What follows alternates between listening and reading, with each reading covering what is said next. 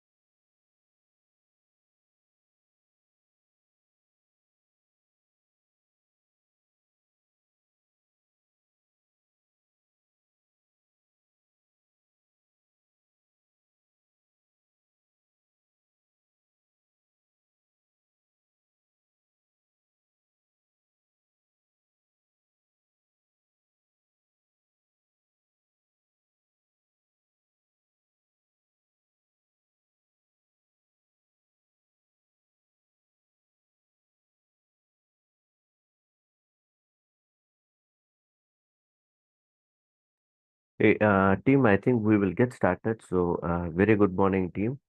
So we'll get started with today's session. So, today's session we are planning to cover these topics. So we'll start with recruiting and candidate experience. So the recruiting and the candidate experience, we'll have a quick introduction about what is some recruiting and candidate experience. And then we will go to the applications and see what are the different tasks which we have. And then we have something about content library. We'll have a quick introduction about what is content library. And then we'll go into the content library and see what are the different tasks we have. And then we have something called as geography hierarchies. We'll see what is in geography hierarchy, how to configure the geography hierarchies. Okay. So these are the topics which we have, which we have planned to cover in today's session. Okay. So before I go with today's session, any doubts or questions so far, team, with regards to roles and securities which we saw in yesterday and day before yesterday session?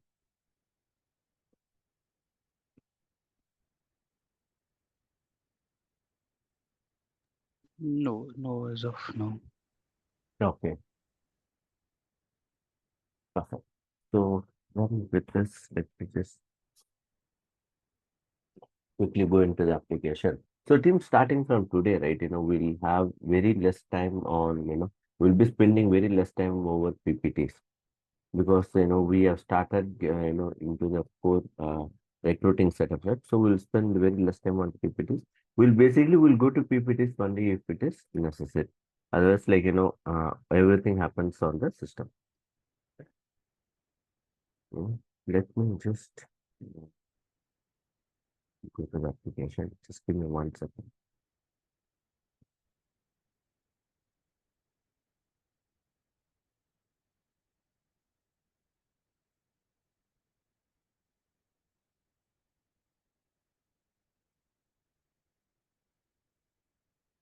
Okay. So first we talked about recruiting and candidate experience, right? So before that, let me just get one specific, end user so that it'll be easy for us.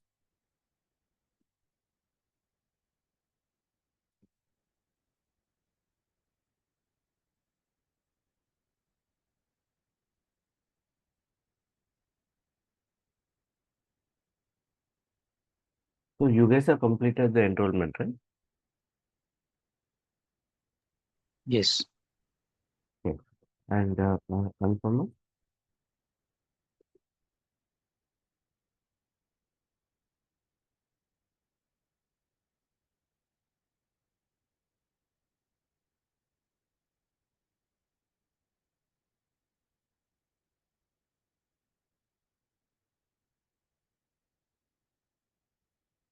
Okay. Can you able to hear me? Yeah, I can hear you. Okay. Uh, have you completed the enrollment, Anupama? Yes. Okay. So you guys would have got access to the Fusion applications, right? Our demo instance. And No, I have not received any email, although I shared the screenshot and everything with them that I paid half of the amount, but I have not received any update on it. I hopefully they will be replying in today on. I'm expecting that. okay, so when did you share the screenshot? Actually, Prasad replied on the email which I sent to Rupa, and on the same email I replied back with the screenshot. I mean, when was it? Uh, Yesterday, Yeah, so late most, evening. Yeah, okay. Then maybe today you will be getting those details. yeah. And Himanshu, you got your instances, right? And recordings, access to recordings, right? Yes. Okay, fine, perfect. So we'll get started. So we'll start with recruiting and candidate experience. So what is in recruiting and candidate experience? So see in recruiting, right? Basically in ORC module, there are number of configurable components that should be examined or configured with the recruiting and candidate experience function area before we start with any other setups of the recruiting module. Okay. So these items, what we see here, right? These items can be found by highlighting, the recruiting and the candidate experience. So once I choose the recruiting and the candidate experience in the functional area, I can able to see all these tasks here. So if you wanted to see, more list of tasks which has to be configured, you can just click on show and then change it to all tasks. so that you will able to see more number of tasks here. So as I said, as we discussed in the first few sessions, right, the FSM will help us to do a guided. It's a guided process. Okay? So here, if you notice, we have come to the candidate, the recruiting and candidate experience, right? Once I choose the recruiting and the candidate experience in the functional area, I will choose recruiting and candidate experience management. And here you will see all the tasks which has to be configured. And then once you complete, the candidate experience, next you will see the requisition part. And then you will see the candidate experience. And then you will see the job applications. So everything would be in a very guided process. Okay, that's why this FSM is it is being used widely for, beginners to start with the implementations. So next we'll see what all the setups or what kind of configurations we can able to do under the enterprise recruiting and candidate experience. Okay. So inside recruiting and candidate experience, these are the various tasks which we have. Okay. So if you ask me, Ravi, are we going to look at all these tasks now? No, we are not going to look at all these tasks for now. For example, we have this lookups. We will be coming to this lookups when and where when and where it is required. Same like value sets, profile options, attachment categories, entities. So all these things, right? We will not be looking into this task for now. Okay. We'll be looking into this task when and then and there, as per the needs and basis on the topics of the sessions. If I just switch it back to required task, you will able to see a lot of details here. For example, we have something called as category provisioning and configurations. Okay? So we'll be coming to this particular, two topics when we move to third-party integrations. When we go to this third-party integrations topic, we'll be coming back to this setups. Okay. So don't worry that if we skip any of this task, then it means that it has not been skipped completely. It has been skipped from today's or that specific day topics. Is that clear to you?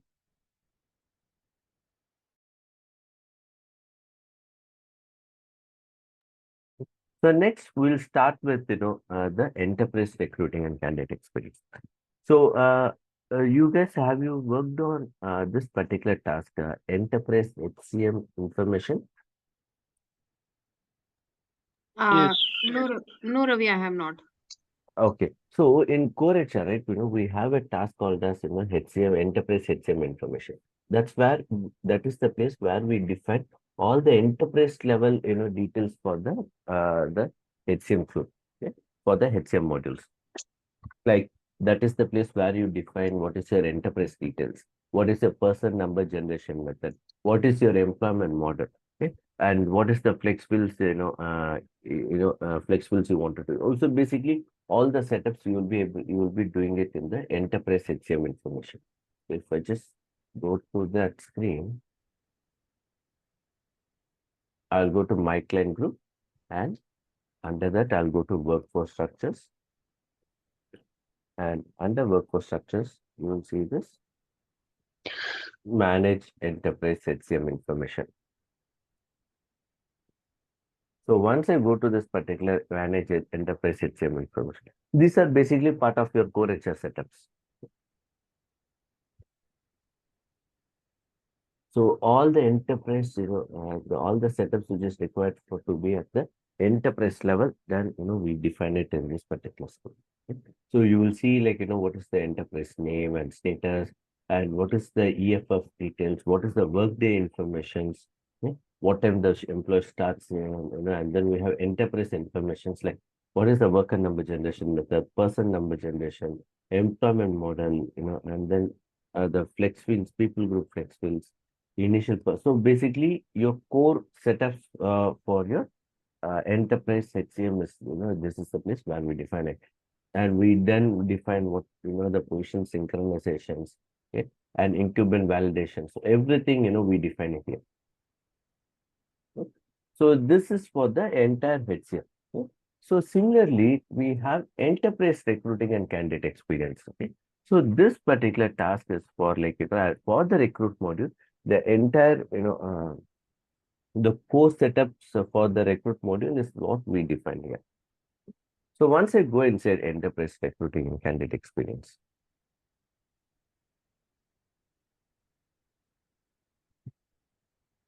so you will be seeing lot of sections here. You will see lot of sections here. Okay, and we are not going to look at all the sections in today's session. We'll be looking at few sections, and later other sections. We'll see that little later point of time. For example, we have talent community, right? So talent community will not see that now. Talent community will see that as part of our, our talent community. So we have a separate talent community. So we'll be seeing on that particular thing. And then this is integrations. We'll not see offer once we go to the offers section. We'll see that move to HR. So all this, right? We'll be seeing, once we go to the respective topics. But since this is the enterprise setup, right? We will just look at few critical ones, which are very mandatory. So the first and the foremost section, which is very critical, is the recruiting management. So why it is very critical? Because this is the place where we define very critical setup for the recruiting module, which is your requisition number generation method. Okay. So here we have two options, automatic and manual. Okay. So what is automatic? Automatic is like, once you define, once you choose the values automatic, and once you can define a requisition starting number. Let's say I define the starting number as 941.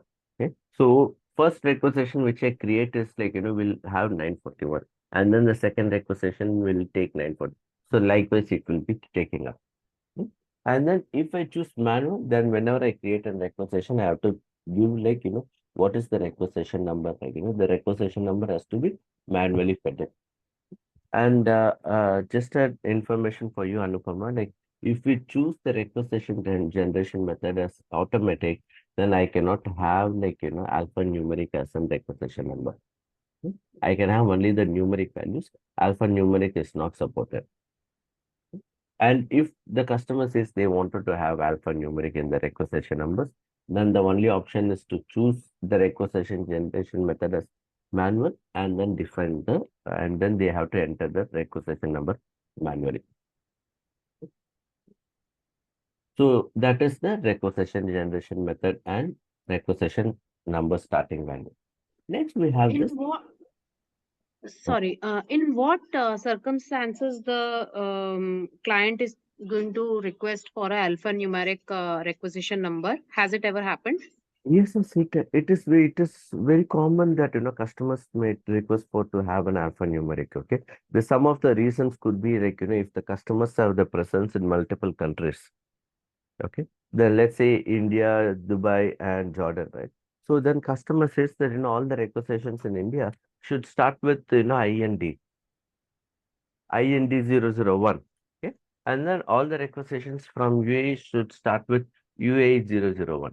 And then all the requisitions in Jordan should start with JOD 001. And then even if it is single country, right, based on the business process, they want to have a different alphanumeric version. For example, CAM 01, and then lateral, and then we may also get similar requests from different business groups also. So these kind of requirements are very common.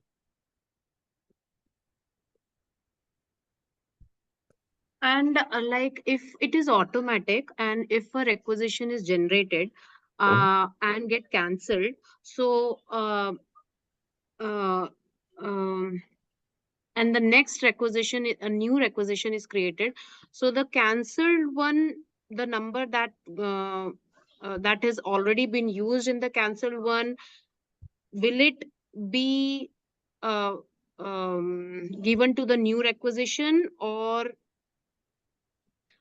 um It would like, be yeah. blocked. Okay, so basically what happens is once a requisition is created, once a number has been allocated to the requisition, it is allocated. Even if the requisition is cancelled or deleted, right, the number will not be come back, number will not be reused.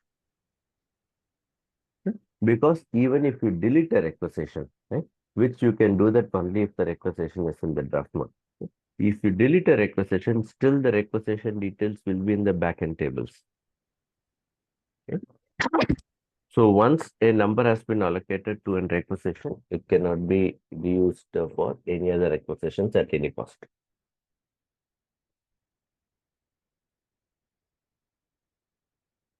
Is it clear, Anupama? Yeah.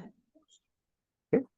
So next we have is like maximum number of unverified job applications. So what is the purpose of this particular field is that when a candidate is applying to any of the requisitions, right? So once he enters all the details, in the last page, he will click on submit. Once he clicks on submit, he will get an one-time password to his mobile, to his email ID. And then he has to enter this one-time password to this particular, job application in order to fully complete the job applications. So if the candidate, did not complete the one-time password validation, right? Then, and if he lifts the process, then this particular candidate record would be saved as an a prospect in the application. So he has not verified his job application. Okay. And second time, if the candidate wants to apply to some other requisition, the system will allow him because he has, here we have defined the maximum number of unverified job applications is one. And for second application, let's say second requisition he has applied and he has submitted, the verification code, everything. And then if the third time, right, if he is applying and if he just left, the unverified job application, right? And then, system will not allow him to submit any other job applications further. Okay, that is the purpose of this particular field. So here you can have like, define the values. So if you want 1, 2, or 3, whatever the numbers you want, you can define it here.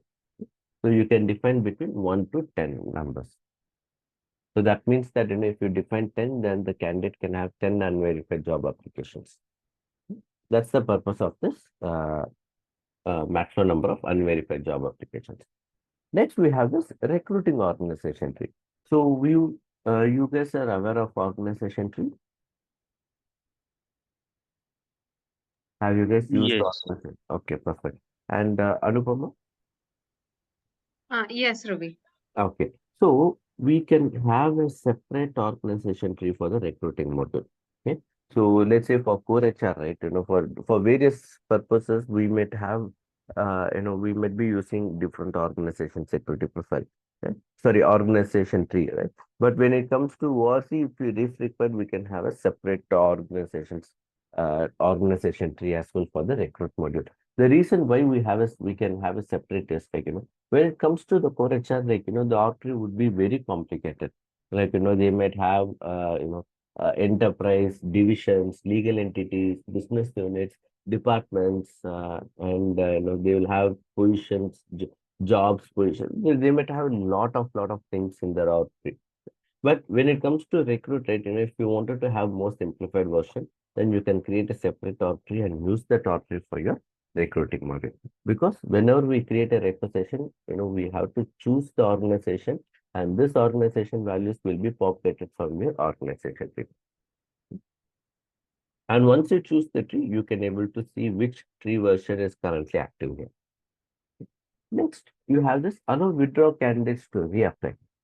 So previously what happens is like, once a candidate submits the application, okay, and then candidate will have an option to withdraw this application and they can also delete the profiles.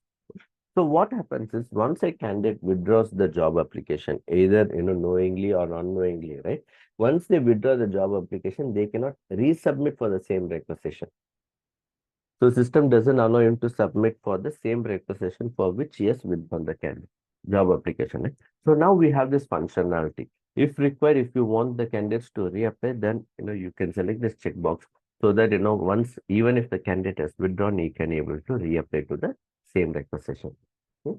Next, we have this contingent worker is an external candidate.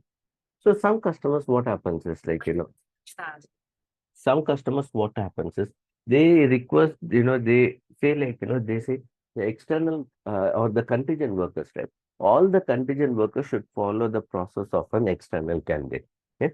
Let's say, for example, if an internal candidate submits a job application, okay, it should go for, different, phases and states. We would have done some automations, or we would have created a separate notifications for, internal candidates and separate notifications for external candidates. Hmm. Let's say the customer says that, Ravi, whenever an, contingent worker applies to a requisition, okay, then they should follow, they should get an, the external candidate notifications, because that would be more precise for the processes. In such case, we can choose this checkbox. Once I choose this checkbox, then contingent workers would be treated as an external candidate. Okay? So pre-screening questions, job application. So wherever you define a separate process for an external candidate, right, whether it could be for notifications for any purpose, then everything would be defined for the contingent workers will follow the external candidate process. Okay. Next is like pre-fill legislative informations in candidate application. So this is something, from the legislative information. Okay, and this is something very new. So let me just skip this part for now. I'll just get back to you on this thing. Okay. And next we have this pre-screening questions in external candidate application. Okay. So we have something called as pre-screening questions. So what is some pre-screening questions? When the candidates are applying to a requisition, right? We can ask some, questions to the candidates, like, how many years of experience do you have? Do you have any skill sets? Do you have any experience on this particular skill sets? So basically, some general questions, or like, you can have some disqualification questions and all. We'll see that in detail in the next topic. So let's say once a candidate, you have some standard 15 pre-screening questions. And then let's say once a candidate applies to an requisition, filling all the 15 pre-screening questions. Okay. And if the same candidate is applying to some other requisition, and that requisition will also have this 15 pre-screening questions. So basically, the pre-screening questions are independent to each job application. That means, I can have one set of, responses for the pre-screening questions in requisition one, and then I can have a second set of responses to the pre-screening questions in requisition two. So those are independent. But now, once you select this checkbox, what will happen is the responses what you have already chosen in requisition one, right, will be automatically populated to requisition two as well. And then the candidate can still go ahead and make the changes for requisition two. Okay. So, but the pre-fill information, the informations are automatically pre-filled based on the previous job application. Though that's the purpose of this particular checkbox. So, any doubts or questions, team, on the recruitment management section?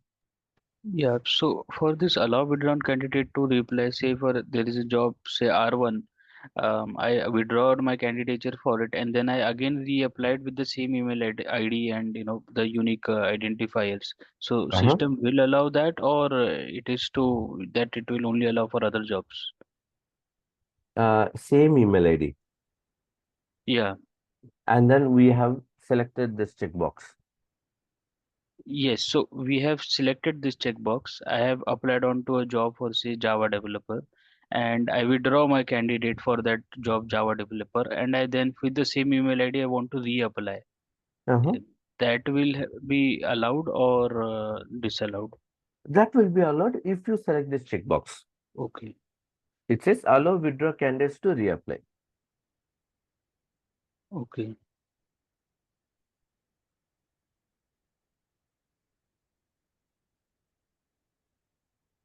So, but basically, then this would mean that if someone has submitted some application data already, Mm-hmm. they can withdraw in between and again, change some parameters, Yes.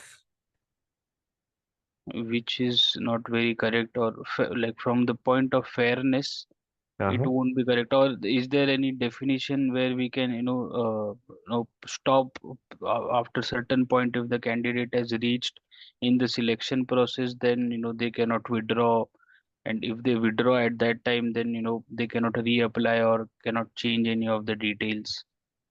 No, Himanshu, we don't have that functionality, but this is one of the much required feature, Himanshu. I'll tell you the reason. See, let's say I have a candidate, okay, Yeah. who has applied to a requisition.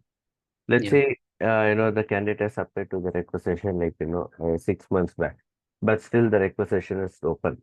Okay. In the 6 months, like, my skill sets Yeah. would have been changed. Data. Yeah. There would have been some update on my application, on my profile, right? So what the candidate does is, the candidate withdraws and then reapplies with the latest information. Latest information. Okay. And let's say if the candidate is currently in the offer stage, let's assume the candidate is currently in the offer stage.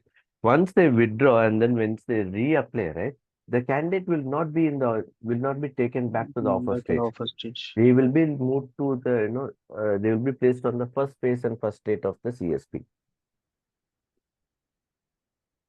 Okay. Right. So that way, and the recruiters can also see, a small notification in the profile stating that this candidate has reapplied. Right. Okay. So any other doubts or questions, Steve? So say in Yes. case, like in this case, say someone has reapplied, Mm-hmm. so it will trigger a notification like that alert on the bell icon or an No, email no, to the. no. It will not. As a standard, it will not. But if required, you can create some custom note alerts for that. See, the reason is like, see, as per the Oracle standards, right? This kind of notifications from Oracle will create, a lot of chaos. Let's say, I had a recruiter with one of my, customers, right? So the recruiter works on like, huge number of requisitions. And Yeah. then the recruiter says that, he gets an average of, 100 applications a day across all the requisitions. Right. Then that will be flooding their email boxes. Yes. So that's why, like, this kind of notifications, Oracle has not enabled this kind of notifications. But if the customer insists that, we need to be notified if a candidate has reapplied or not, in such case, then, what we can do is we can write some, customizations in the candidate selection process, which, we'll talk in detail once we go to the CSP. In the CSP, we'll have a lot of functionalities, through which we can able to, achieve this. Okay, so maybe if they have reapplied and certain parameters are changed, then we can directly move their status to rejected or something, or also trigger a notification to the candidate that Yes, that's correct. right for so and so reason you have been disqualified Yeah. because you have changed. See, we cannot, see, logically speaking, right, Himanshu, you cannot disqualify a candidate because he has changed his information, right? He would have updated, the correct information. Say, let's say, for example, I applied to a requisition, okay, and then by mistake, I gave some wrong information. Yeah. Instead of, mentioning senior consultant, I have mentioned, junior consultant. Once I submitted my application, I cannot make any changes to my, information. So what I do, I withdraw my job application and then reapply with the correct information. So those kind of scenarios will also happen. Right. See, instead of directly rejecting them, what we can do is we can just move them to a separate phase and state, making sure, the recruiter is notified that the candidate is a reapplied candidate. Yes. Okay? So once we update all this information, right, we have to click on save. So once I click on save, all these informations are automatically updated. Next, we have something called a search. So let's not worry about the search because, previous versions of ORC module, we had like, Elasticsearch, Oracle search, we have multiple search. But now let's know we don't need to worry about it because this is enabled by Oracle itself when we get our instance. So normally what we do is, this kind of sections, right? We hide it from the customers. We enable a page composer and then, we hide this section itself. If in case if there is a separate, team who handles the enterprise setups from the customer setup, we normally hide this kind of information because this has nothing to do from our side. Next, we have this AI functionalities. There is one more feature like configure with recruiter, configure recruiter with activity center. on the first section itself. Yes, we will come back to this little later. This is again a new functionality which came from 23 C onwards. So I'm yet to explore this functionality. We'll come back to this little later. Okay.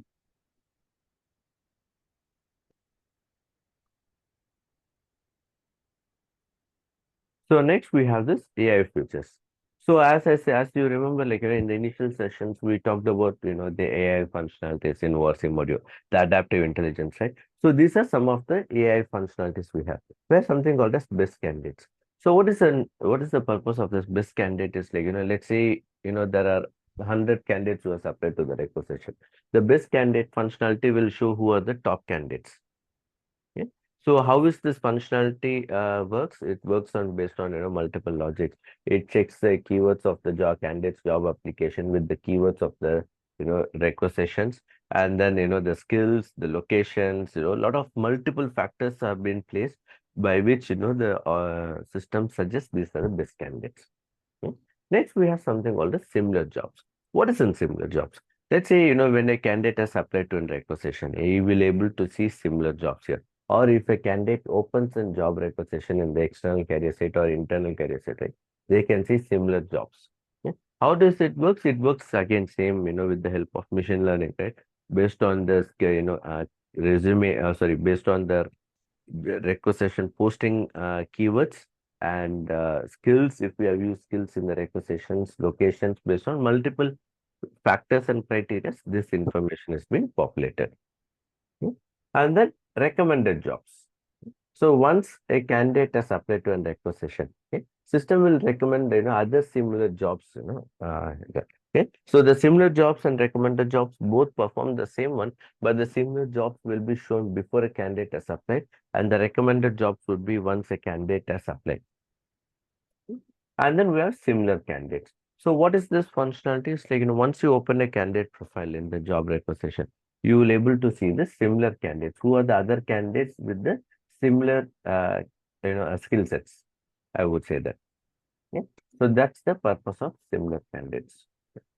So just give me 1 second, Tim. I think I'm getting some proper intent. Yes, you can able to hear my voice, right? My voice is clear. Yes.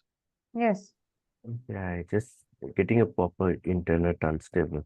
Just give me 1 second to let me just.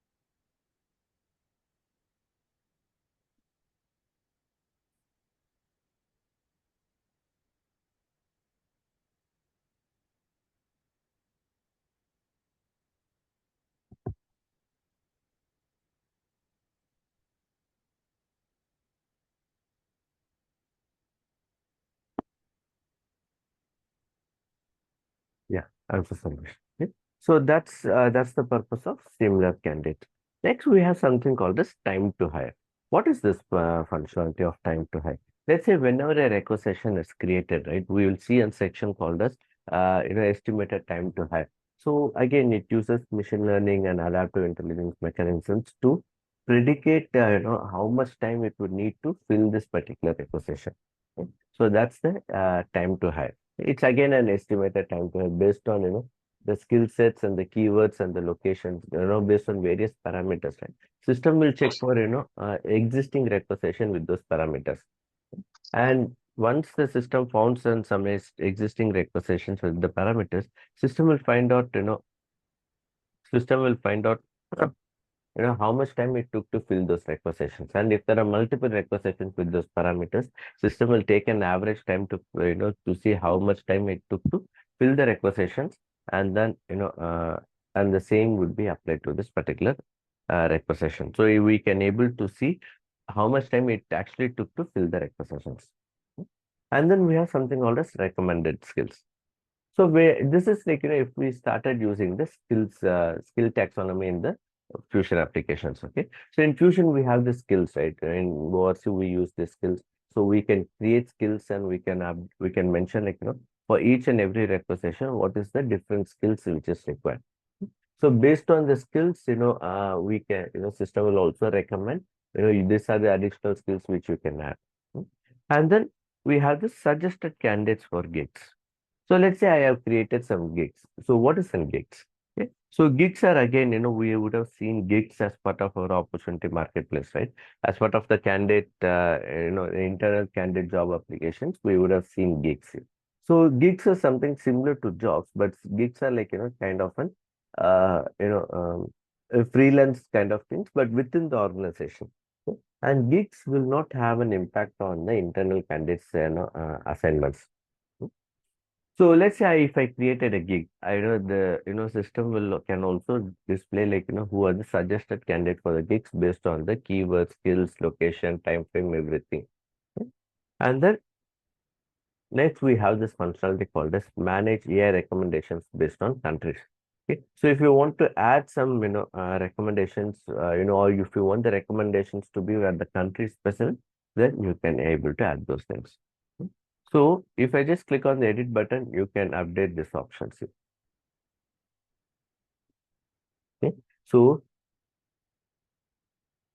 here, if I say, the my based on country,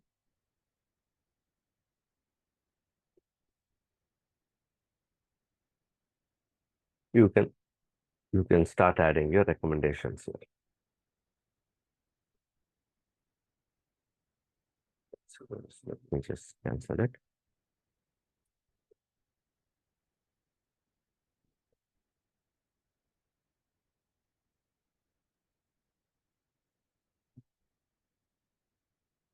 Why this is throwing up an error, but you can just keep adding countries here. Okay, this is basically exclude recommendations. Okay. So ideally, once you click on the plus button, you should be able to add some countries here. And then by default, right, all these options would be disabled. Okay. So these options would not be enabled. All this would be disabled, team. Okay. So in order to enable these setups, okay, in order to enable these options, there are, few setups which has to be done. Okay. So there are separate Oracle documentations on how to enable each and every setup. You can just refer to those, from Oracle supports to see how to enable the setups. So once it is done, we'll just click on save or cancel based on our needs. And then next section which we have is, So in this AI feature integrations, for all of these, we would need to, set up certain criterias. So where can we set up those criterias? what kind So of say, criteria? for me, a best candidate would be that he would have those many certifications, uh, Mhm. and that is my experience level that I need, or his current role, certain keywords. So that will help me identify who is the best candidate, and also for similar candidates similarly. So can we specify any of such criterias, or like on what basis this will suggest that this is the best candidate? Okay, so there are multiple factors, Himanshu. As I said, this the all this AI functionalities works based on the machine learning. Okay, so you cannot basically define some prerequisites for each of this learning. Sorry, each of this item.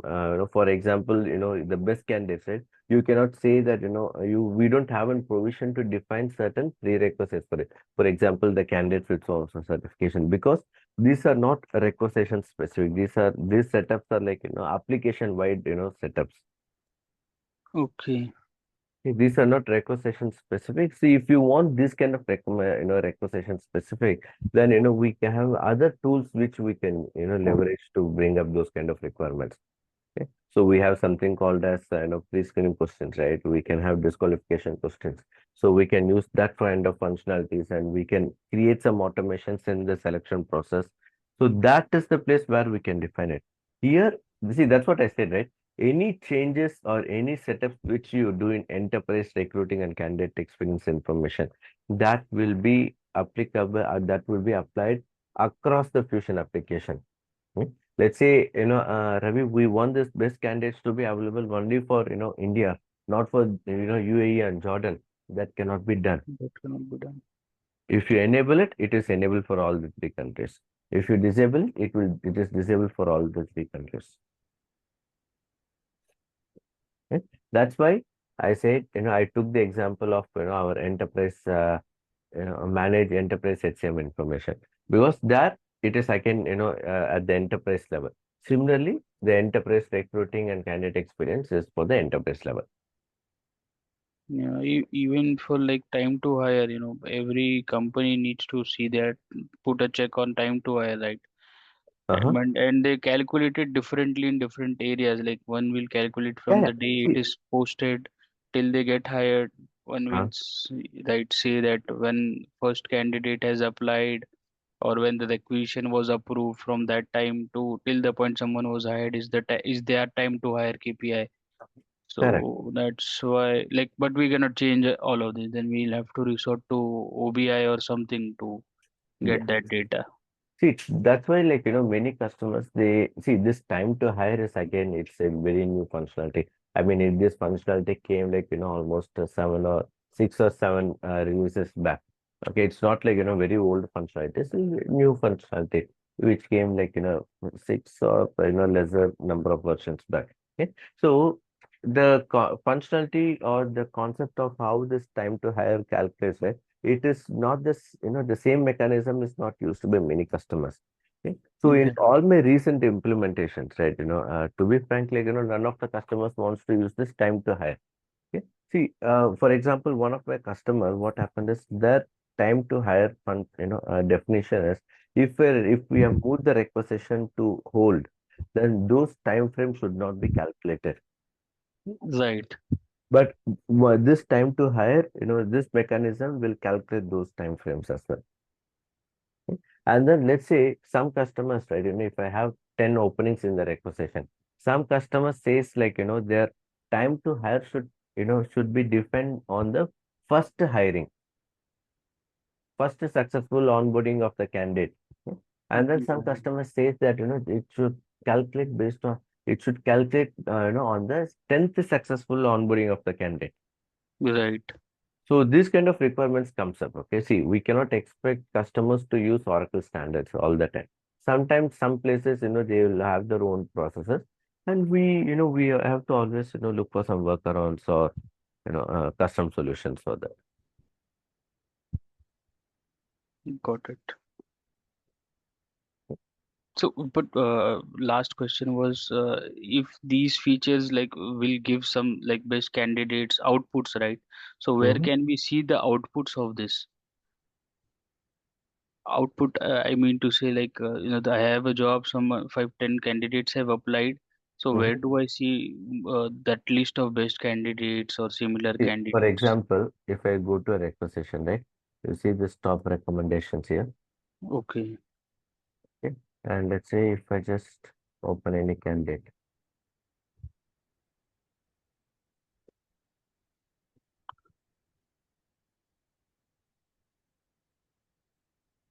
Job recommendations we are aware like when we apply on to Career sites. yeah, then it shows those job recommendations or also sends us the related jobs to our CV.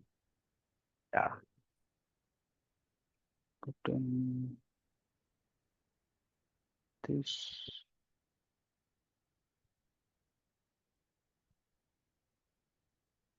We should see similar candidates here. I think it is not someone would have customized it and removed it.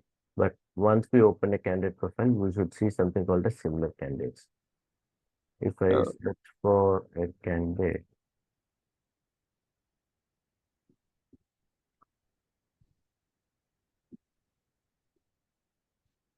'cause what happens mostly is we do read the feature and what it offers in the guides also, but from UI perspective, then we are left we don't know where to actually check it mhm, very thoroughly, right? So. That's why I particularly asked.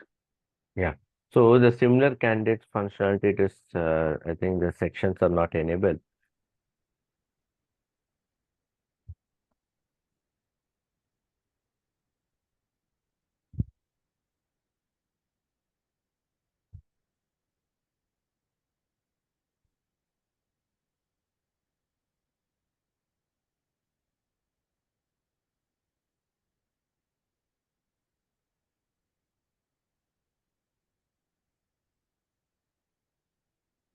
Let me just make a note of it and then we'll see the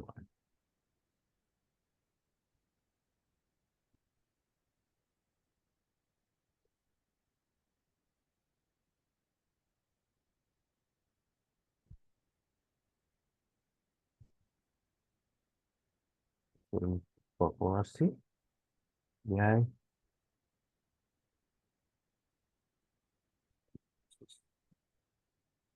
I'll just check on this one. Mm, yeah, thank you. Okay. So next we have this data purging. Okay. As the name says, like, here we can define, like, how soon you wanted to have the data to be purged. Okay. So here the only data purging which we can see is, like, campaign email metrics. Okay. So why in the campaigns we have something called as email metrics. We can able to see that only those information can be automatically purged, and now it is defined at 180 days. So what is a campaign? What is an email metrics? We'll see that later. We have candidate experience. Yeah, we'll see that. So we have the next section we have is candidate experience. So the first checkbox which we have is keep me signed in for external candidates. So once an external candidate, right, when they go to their external career site, and then once they submit the job applications, and then what we normally do is we just close the tab, right? So, and then once they reopen the tab, right, once they try to go back to the candidate self-service page, system automatically would have logged out the candidate, and then they have to enter their email ID, and then once they click on submit, they get a verification code. They have to enter the verification code to submit this, right? But here, let's say if you want the candidates to be signed in, just like how our emails work, like the Gmails or the Outlook mails, even the Facebooks, YouTube's, right? It keeps signed in. So similarly, if you want the candidate profile to be or keep signed in, you can just enable the checkbox, and then system will ask you how many days you wanted to keep the candidate signed in. So you can enter a number between 0 to 90 days. Hmm? That's the functionality of this keep me signed in. Next, we have this candidate auto confirmation. So what is this functionality? Once you select this checkbox, what happens is when the candidate submits the job application, right? In the job application page, in the last, once the candidate clicks on the submit button, the candidate gets an email, right? A one-time password to their email ID. And they have to enter the email ID to complete the job application.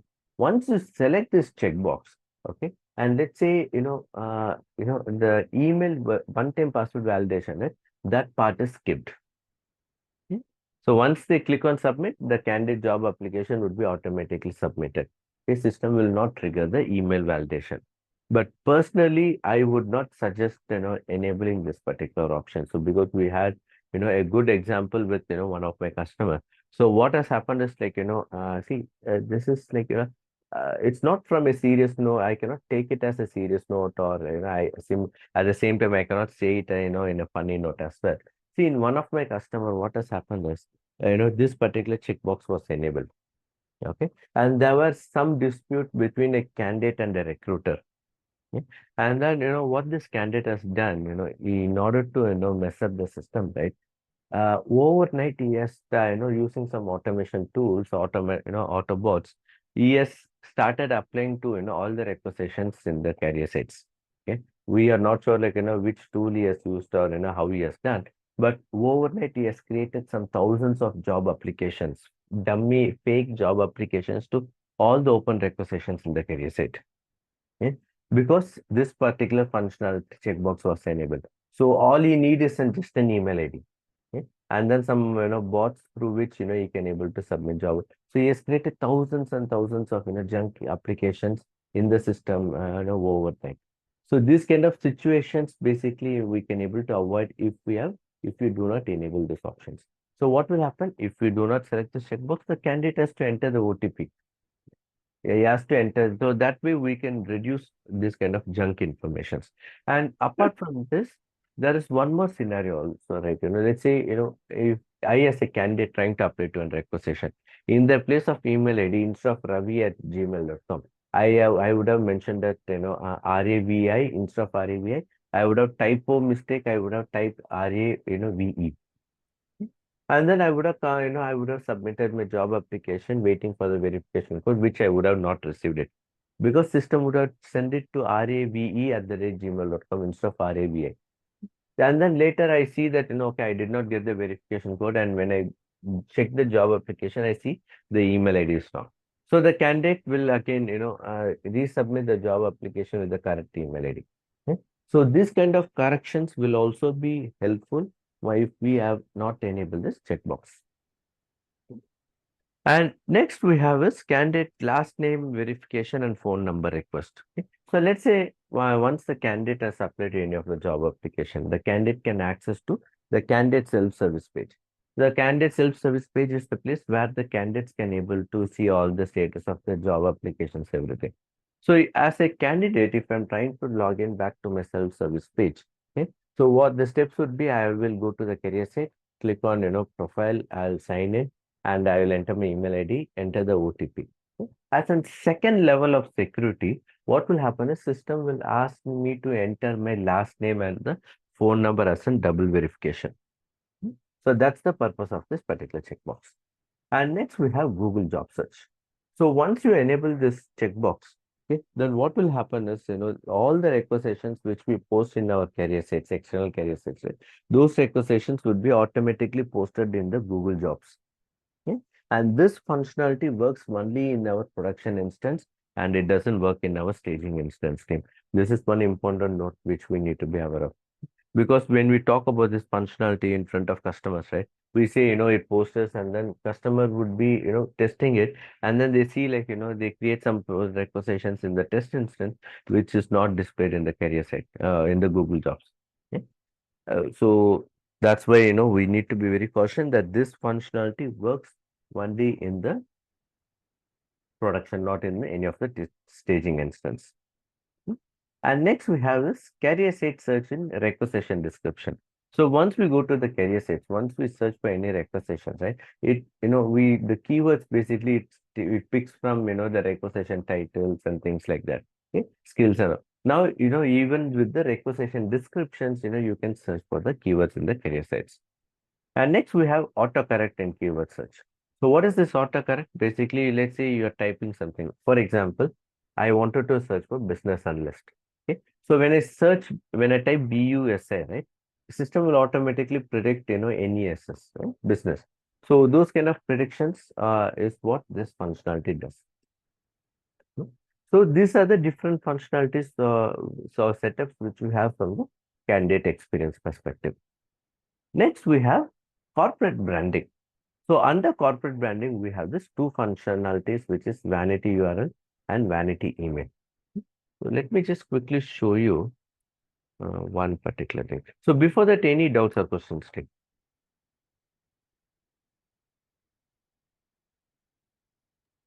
No. Okay.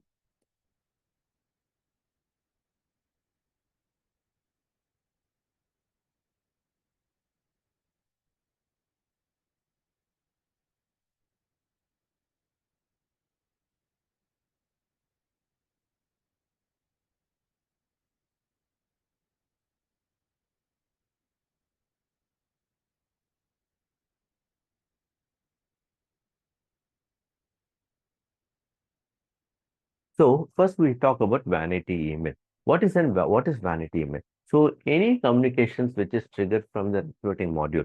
Okay. So any emails which has been triggered from the recruiting module to the external candidates, right? The from email ID of the notification will be very unique. Okay. So it would be something like it would be something like this. The email IDs would be something like no reply at the rate, something like this. Some way it will be very unique. It will not be in a very readable one. Okay? So the customers, basically, many people, none of us would like to have receive an email like this. Okay. So let's say if it is like, no reply at the rate, if the email says something like this, then, it looks better, right? Instead of, having emails like this. So this, in order to have, implement this kind of functionality, is what we have this vanity email. Yeah. So you can just mention what should be the, the display name. Okay. And then you can mention what should be your vanity email. Okay. And then if, if you wanted to define some no reply emails, right, you can just mention those email IDs here. Okay. So once we select this checkbox and once we define this details, then any emails which is triggered from this particular instance, right, will have the display name from email IDs like this. So that's the purpose of vanity email. So now that we saw vanity email, we have something called as vanity URL. What is vanity URL? For example, this is the career site. Okay? And if you look at the URL, right? Just copy this. This is how the career site URL looks like. Okay? Which is again not a, this URL is not so friendly, right? Not so friendly, and it is not so in a readable one, right? Instead of this, customers will always request the career site careers dot geeks.com.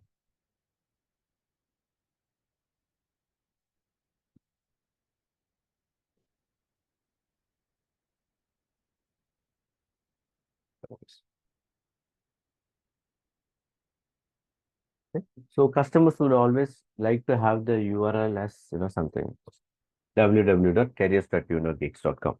Okay. So how do we enable this functionality? We enable it with the help of vanity URL. Okay. So once I select this vanity URL, you have to give the URL. So basically there is again, a large, setup. We have to go to profiles and, enable certain profile values. We have to create an index HTML. So there is a huge setups, which has to be done in order to enable vanity URL. Okay. So the vanity URL alone, right, team, it is, not only with the support of, Fusion team, we also need the support from, the team who manages the customers' websites. Okay, because we have to create a subdomain and then we have to create some index files, upload it there, and then we have a lot of setups to be done from the Fusion side as well. So once you enable this vanity URL, your career sites will change from like this to like this. Okay? See, it is not only, you will see only careers.tunergeeks.com. So basically, this is how it will look like. From this, the career sites will look like this. Okay. See, as a candidates, we would also like to see the career sites like this, right? The URLs rather than, the Oracle SaaS, Oracle demos and blah, blah, blah, right? So that's the purpose of vanity URL. And then we have something called as, Google domain verification. Let's not worry about this for now. We will just skip it. Okay. Next, we have something called as job tags. These are again, a very new functionality which came into the Fusion, which came into the WASI module. So what is this job tags? So let's say like, be the first to apply. You will see this particular job tag. Okay, let's see if I just search.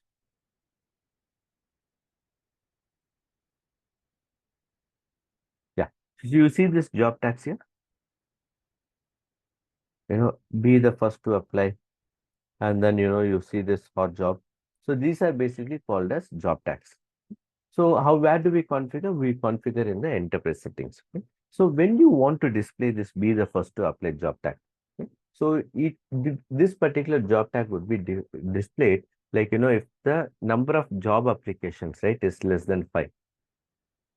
Okay? So let's say instead of 5, if I want this tag to be displayed for, all the requisitions with less than 10 job applications, then you can change it. Okay. And then next you have this trending or basically the hot jobs. Okay. So here you can define 50. So what will happen is,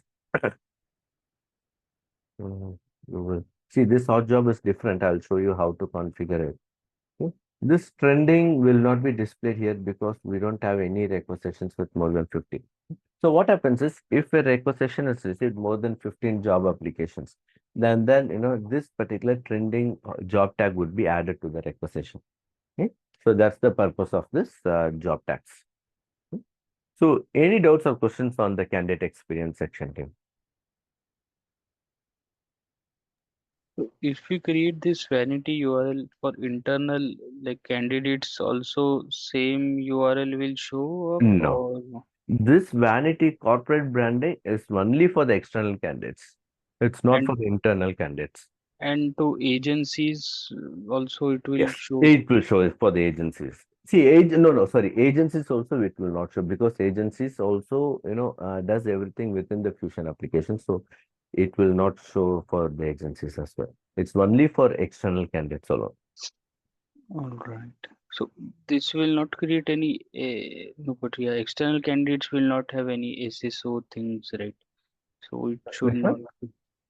Yeah, so in Talio, what used to happen is if we created a vanity URL and then we published it, then it used to be a big circus because in Talio, same pod is used for internal candidates as well. Ah, okay.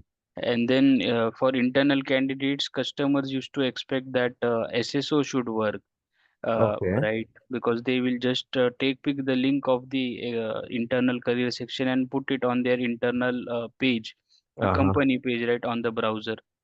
And if they click, then because of vanity URL, it does not redirect to the internal URL through which the metadata was generated. So that there will be a very big problem on that. So that's why Okay. getting a vanity URL implemented in Telio was a very tricky option, and Ah, okay. it also misses some facts, as in getting some statistics like how many candidates visited it, because the way vanity URL used to work was that it used to be get applied on top of the underlying Talio URL. So people hitting on vanity URL, that will go in that statistics, and coming to Talio career sections, if they don't come to Talio career section page, then those particular candidate statistics would be dropped off. So the metrics would also get hit. So Okay. that's why this vanity URL, and I'm not sure how they have done in this.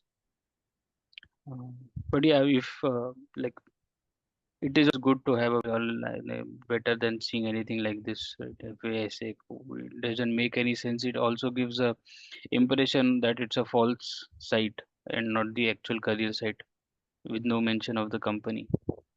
Okay, yeah. See, those welcome to then what I would say is like, welcome to the world of wars. Yeah, yeah. That this is then very good because we can have a vanity URL which makes more sense. Yes, that's right. Many customers have started using vanity URLs. Though, like, vanity URL came like almost, 1.5 years back, 1.5, 2 years back. Before that, it used to be as fast and, controlled availability. Now it is like, standard functionalities. Right. Or even some clients like Barclays, if we see, they are using Talio only internally, but they have Okay. that first page as jobs.careers.com.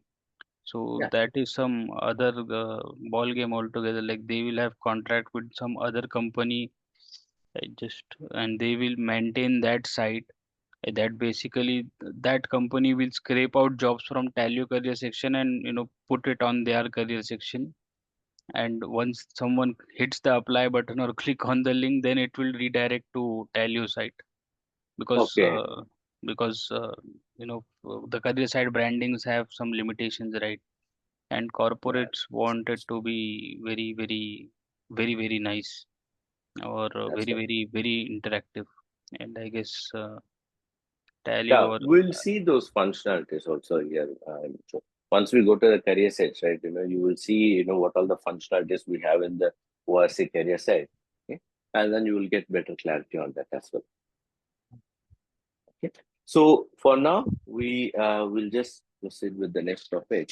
So we have just completed the candidate experience setting. Okay.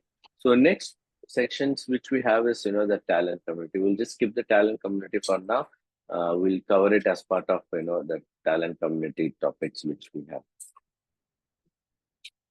We have a separate yeah, topic for talent community. So we'll see that as part of the talent communities.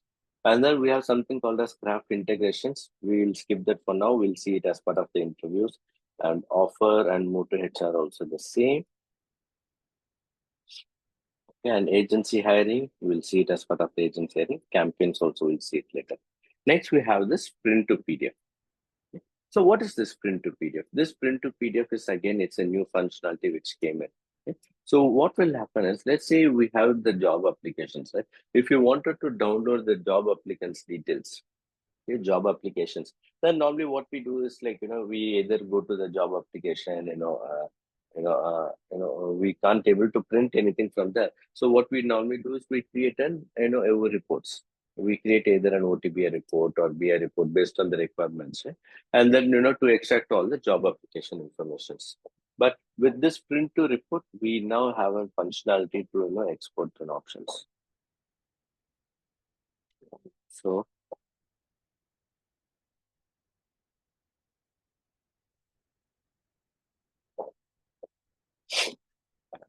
okay. So let's say if I just go to the applications.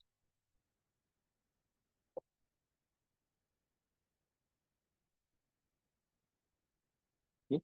So here, if I wanted to print or if I wanted to download all this job application details, what I do is I'll just click on the select all.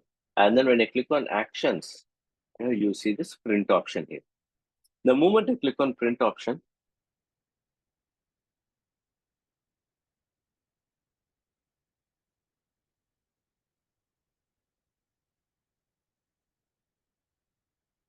you will able to see this. You see, I have selected 15 candidates and what I wanted to print. I wanted to print, the job under job applications. I wanted to print key highlights, personal info, all these details. Okay. And then in the content sections, I wanted to print all these contents. And then let's see if I wanted to print the pre-screening questions, request more information, interview questions. If I want, I can able to select all these options here. Okay. And once I click on print, a PDF file would be generated with all this information for all the 15 candidates. So if we wanted to change any of this, then I can able to change it here. Okay. Let's say the delivery method is like, file attachment. Basically, a file gets generated and we can download it. Or if you want it to be an hyperlink, you can able to change it here. And then you can define maximum number of selections. Let's say, I can choose a maximum of, 100. 100. And then maximum file size output. What should be the maximum file size output? Here I can maximum enter is only 10 MB. So if you click on any of these fields, right, you will see this help text here. So once I make the changes, I can just click on save. And then this is how the print functionality works. So there is a separate process which is running. Once it is completed, we can able to see that. And then we have something called as events. Let's not worry about the events for now.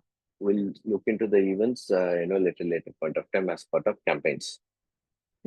So these are the setups which we have from the enterprise recruiting and candidate experience perspective.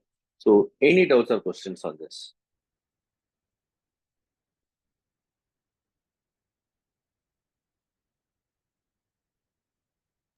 No.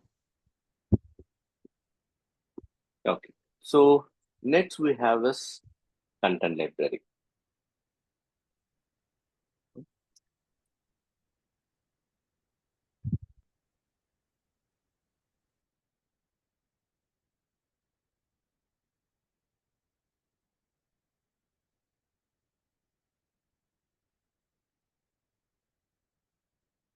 So we'll just skip this, all these parts for now. We'll just come back to it once we go in detail into our recruiting setups. Next, we have is content library. So what is a content library? So if you remember, I think I already discussed about this, a little earlier as well. Okay. So any contents which is used to send some notifications to the external candidates, right, from the recruiting module, then that is triggered with the help of content library. Or those particular contents, we would be storing it in the content library. Okay. So if I just go into the content library, you will see all the the contents which is used in the recruit module, right? Which is used to trigger notifications, which is used in any of our setups like, including the requisitions or, postings anywhere, right? Then those particular contents would be stored here. Right from, your right from your requisition descriptions, uh, job application notifications, hiring team notifications, till offer letters, onboarding emails, all those contents would be stored in this content library. Okay. So once we come into this content library, you can able to see all those contents. If you wanted to see more contents, you can just click on load more items. You can able to keep seeing this. Okay. Let's say if here we have something called as filters. Once you click on show filters,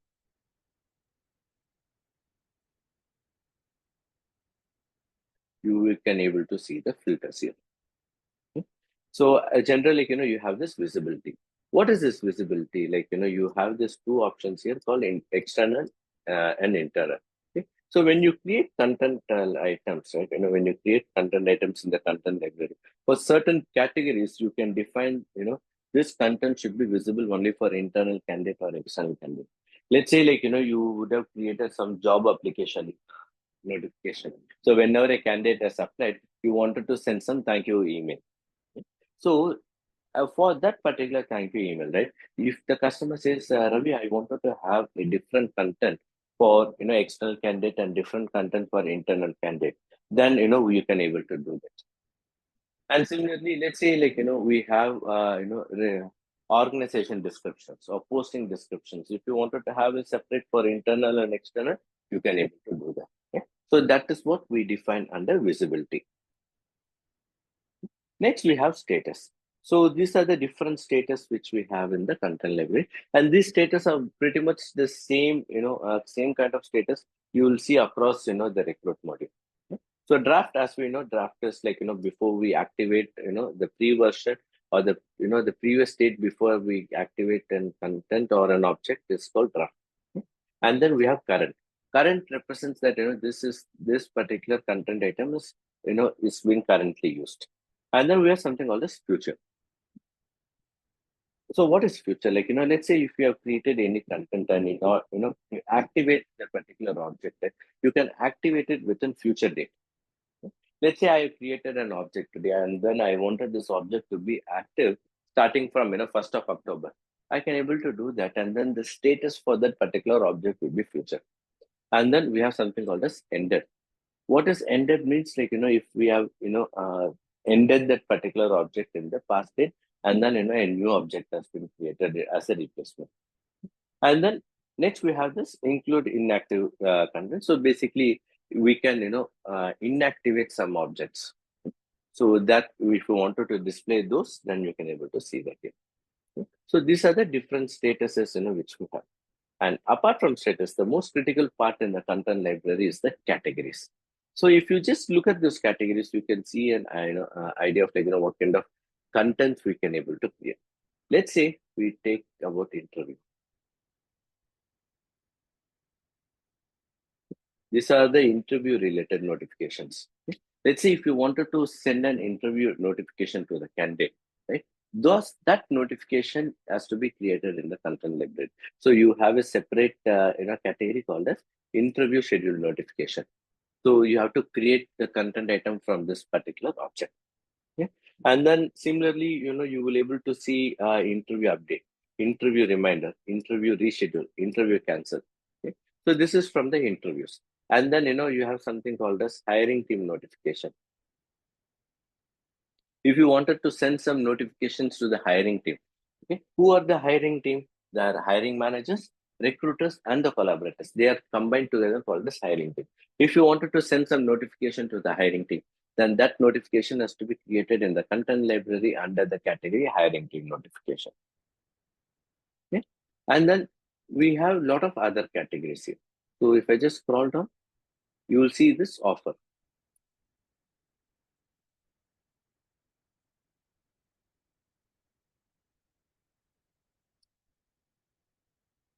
That's offer from here. So all these are like an offer related notifications categories. Okay. So when you extend an offer, what should that email look like? what should be the content of that email. Those things will define it with this category here. Okay. So, and then e-signature statement, decline, accept. So for each and every category, for every purpose, you will able to see in category here. Okay. And then let's say, we have something called as job application confirmation notification. Once a candidate has applied to a job requisition, he has to get a confirmation email, right? So that you can configure in this category. Okay. So these are the different categories which we have. Okay. And if you ask me, Ravi, can we create new category? No, we cannot create new categories. The categories are predefined by Oracle. And then I can bet 99.9% that no, we would not be required to create any new categories because every category is already covered here. Okay. So these are the different categories we have. And so in order to create a content, we have to first choose for which category we wanted to create it. And there are certain rules and strategies when it comes to the content library. There are certain categories, for which you can have only one content active. Okay?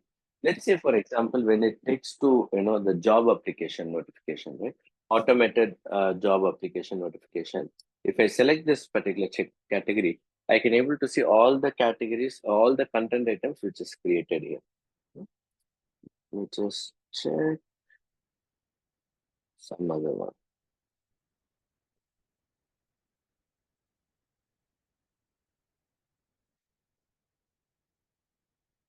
If you see employee description, right? If I choose the category as employee description, I can have multiple employee descriptions.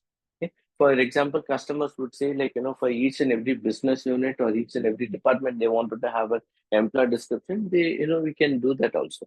So we can have multiple contents, active contents for, multiple categories. But but there is a clause here. What is that is for certain categories, we cannot have multiple active contents. Okay. So what are those categories?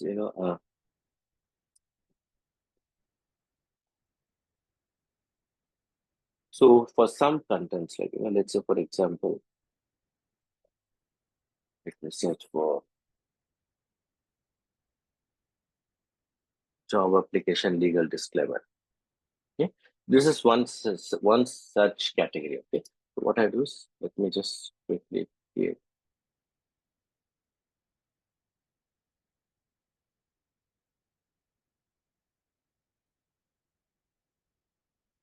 Okay. So this is I'm creating one more content item with the category job application legal disclaimer. So when I try to save and activate, the system throws an error stating that I can have only one content item active version, for this particular category and visibility. Okay. So there are certain categories for which we can have only one active content. Okay. So basically the legal disclaimer and all the e-signature ones. Okay. So this is the job of an e-signature, right?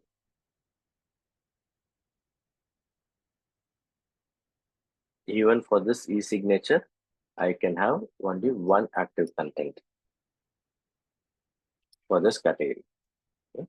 So there are certain categories for which we can have only one active content. And if you ask me, Ravi, do you have a list of those categories? I don't have this list of categories, but once we look at those categories, right, once we read the name of the categories, once we start working on the applications, right, then we'll automatically understand for which places we can have only one categories active. Okay. So this is about the content library team. So what we'll do is since it's already 8:27, right, we'll just take a pass for now. Okay. So we have seen the enterprise recruiting and candidate experience, right? So if I just go back.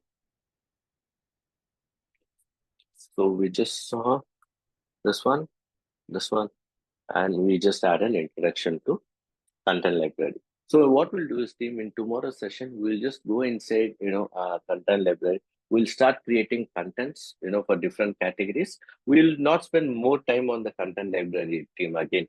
The reason being is just like, at the enterprise, how we saw, right? Similarly, we'll be coming back to this content library, once we go to the respective topics. For example, when we go to the interviews, then we'll see how to, how this interview notifications would look like, how to create the interview notifications. And then when we go to the offer, you will be seeing that. When we go to the candidate selection process, we'll again see like, how to create this kind of, notifications and how to use it in the candidate selection process. Okay. So rather than spending, the entire 1 or 2 sessions on the content library, we'll just spend some 15-20 minutes to understand how to create the content library, how to use the content library. Okay. And then once we do that, what we'll do is, we'll see like, where some translation options, functionalities. We'll see how this translation works. Okay? And then we will, move on to the next topics, and then we'll come back to the content library again, like, for the respective topics. Okay? So this is the plan for the content library. Okay? So any doubts or questions before we wind up for today? So in case we need to have like more than one versions, we can Yeah, have those. We can have yes, one we more can. than one versions, but only for e-signature or legal disclaimer, we can have only one See, version. we can have, see, basically it's like, let's say job application notification, right? I created one content item today. Okay? And tomorrow I wanted to change the object. Then, instead of creating a new content item, I will just create a new version. So once I create a new version, the old version will be ended. And then, I can keep creating multiple versions, but I can have only one active version at any point of time. Okay. Okay? No, For some, say for like interview notification, right? So say the interview notification for a Java developer should be different for India region, and for UK Mhm. region it should be different. So can we have two variants for it for two different geographies, or Yes, you can. yes, that That's what. Once we start, creating it, you will see what are the options through which we can restrict it. okay. And apart from this, if we need any custom messages or notifications, like say, someone is getting to this particular step and status in the hire Mhm. process, and then so and so team should be notified about that, right? Or they need to perform certain checks in the back end or something. So such custom notifications, where can we then factorize that? We will also create it in the content library. Okay, so new items can be created, but There is already an existing category for that, Ivanshu. Okay? This is automated job application notification is the category for such things. So we will see those categories once we go to the candidate selection process where we configure everything, right? right. There Okay, we'll see. okay, got it. So any other doubts or questions, Steve?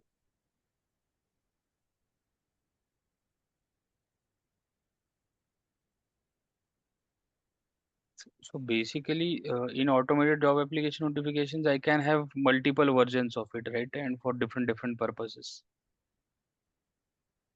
Yes. Okay. So it is like it's not very. It behaves differently for different types of applications or usages. It's not a common for everything. That's correct. We can define context as well. We'll see that, Himanshu, once we go into the application, right? Once we start building it, you will have better understanding on it. Got it. Apart from this, all is clear. Anupama, you are all clear?